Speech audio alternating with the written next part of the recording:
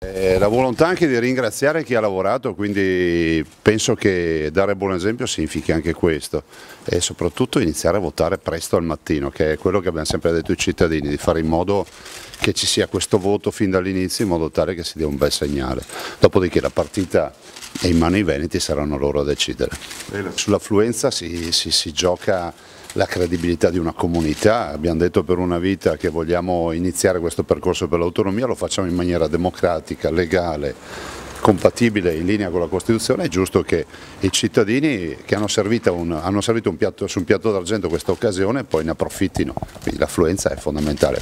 Prova ne sia che il Veneto ha il quorum, 50% più 1, se non ce li abbiamo il 50% più 1 il referendum non è efficace. Il voto è importante perché, visto che siete francesi, come diceva Jean-Jacques Rousseau nel contratto sociale, il popolo ti delega a rappresentarlo e penso che sia la sublimazione della democrazia, sentire il popolo. Lo dice la nostra Corte Costituzionale nella sentenza che ci dà ragione. La nostra Corte Costituzionale dice che il referendum è in linea con la Costituzione, la nostra Corte dice che è giusto sentire il popolo, sempre nella sentenza dice la Corte nella trattativa si dovrà tenere presente l'indicazione del popolo.